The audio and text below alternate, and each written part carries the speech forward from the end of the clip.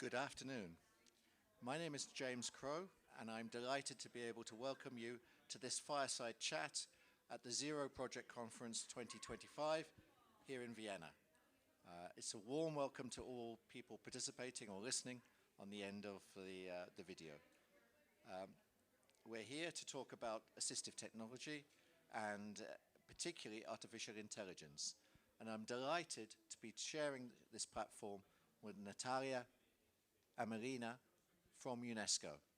Please, Natalia, please say a word or two about your role and your interest in this topic. Hello to everyone.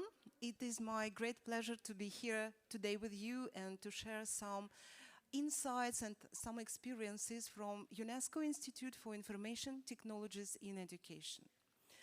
I have been working for this institution for more than 20 years already, and I'm a chief of the section unit which is titled Teacher Professional Development and Networking. We're dealing with different projects, accumulating best experience on AI and ICT for teachers. Thank you very much, Natalia. So we have a real expert with us today for this fireside chat, and we don't have a lot of time, so I'm going to get straight into the first question.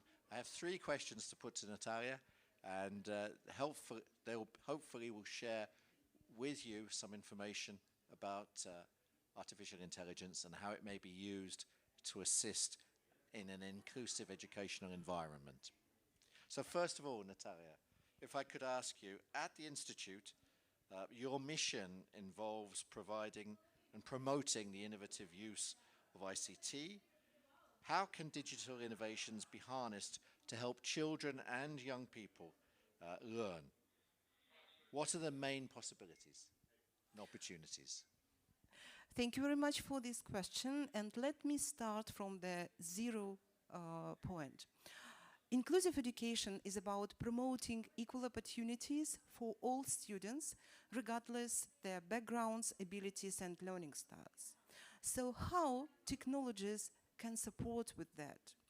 First of all, it is personalized learning. I hope you know about adaptive learning platforms which can adjust materials, which can adjust the content with the help of, for example, AI solutions for students with disabilities based on their performance. It accumulates different learning styles and learning speeds, which is a part of inclusion. Secondly, I would like to mention about language barriers. AI-powered solutions can support real-time translation, which will help students who speak different languages. But what is more important for us is to know about special programs like speech-to-text converters, which can help students with hearing disabilities. And you may ask where AI is there. I would say that AI enhances these technologies by making them more accurate and real-time. Thirdly, I would like to mention about accessibility features in general, and AI has a great power on it. For example, AI can generate alt text for images automatically and can provide conversion from text to Braille based on digital platforms, using digital platforms. And these solutions will benefit students with visual impairments, as you understand. And for another thing, when we speak about students who have physical impairments, and they may need some alternative ways of interaction with materials, AI also can provide a good solution. For example, voice-controlled AI assistant can help students navigate educational software without using a mouse or keyboard. This is very important. Secondly, next point, I would like to mention about remote access and limitations of mobility. We all know about online learning platforms. They exist for ages, I would say for more than 15 or 20 years already. But what about AI? AI can optimize the delivery of the content. For example, in regions with a lack of internet connection, it may help to make video streaming more correct, for example, with limited quality, but without the breaks, without breaks. So this is about remote access. And now let me jump to teachers.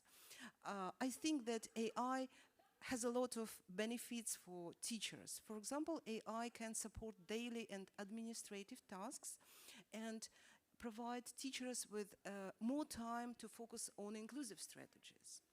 In addition to it, AI analytics can support teachers and identify a student who is falling behind, and a teacher will provide timely interventions. In this context, I need also to mention about assessment strategies. Assessment is a very important part of education, and standard assessment usually not very inclusive by its nature. So artificial intelligence can also support teachers and students with promoting alternative ways of assessment, like project-based assessment or interactive simulations, which will make less pressure on students. And I also need to emphasize another very important issue about emotional monitoring and social monitoring. There are a lot of new technologies, AI-based technologies, who can support monitoring of the emotional conditions of the student. For example, identifying a student who is struggling with some emotional problem at the moment. So in this case, a teacher will arrange appropriate educational environment and take appropriate measures. What else? In summary, the key areas where AI and new technologies can support inclusive education environment include personalized learning, remote access, language translation, real-time language translation, accessibility features, and teacher support. Well, thank you, Natalia. That's given us a good taste of the opportunities and opened that window for us. And we've spent the majority of the time looking at the opportunities. We shouldn't finish this session without looking briefly at the key challenges. So perhaps if you could identify a couple for us without us becoming too negative. Okay, I will do my best. First of all, let me think about the diverse needs of students with disabilities. We have several types of disabilities, including hearing, visual, motor, cognitive, speech and language impairments. And every person with disability will require his or her own learning styles and needs, demands in education. So AI developed and designed for someone with motor disability might not work well for someone who has visual disability. So the diversity of needs and styles is already a challenge, because AI will not be the one solution for all. Secondly, I need to mention data bias. For example, AI models trained on data sets which did not include enough people with disabilities might perform poorly. In addition to it, lack of representatives of persons with disabilities in IT companies and development teams may lead to solutions which will not meet real needs of persons with disabilities, and this is a big problem, really big problem. In addition to it, I need to pay you attention that AI solutions have accessibility problems by themselves. If AI powered platform is not designed with accessibility in mind, it may lead to inequalities, it may lead to exclusion. So another aspect which we also need not to forget, I would say, is cost and availability. We all know that AI solutions sometimes are very expensive. And some schools and some individuals may not afford them. In addition to it, in low resource settings, even if technology exists, there could be no access to appropriate infrastructure like high-speed internet connection. We also need to remember about ethical considerations like privacy, because many of students with disabilities require additional and more personalized data collection, and there will be a question how we store and how we use this data in the future.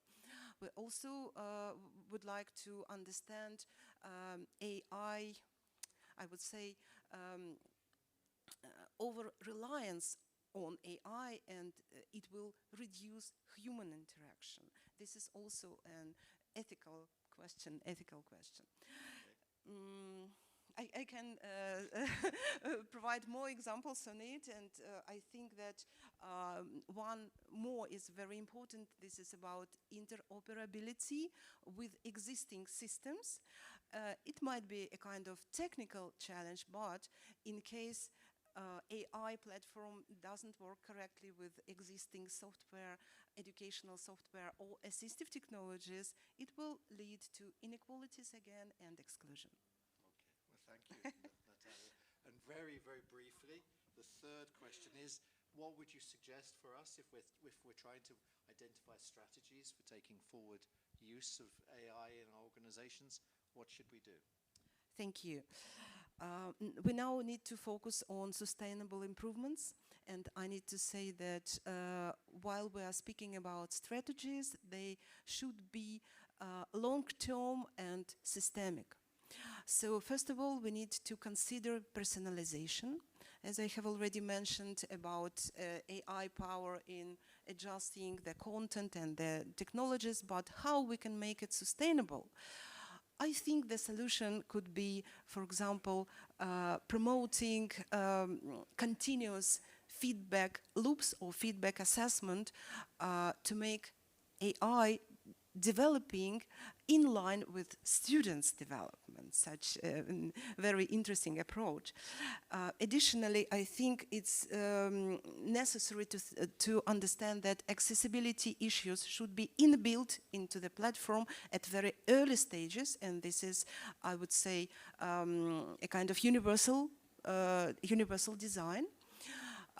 Next point is about using teaching support. I have already mentioned that proper education, proper training should be provided for teachers, because without such training, AI and new technologies will not be used correctly. Finally? And finally, Natalia? yes, okay, I have a lot of things to say.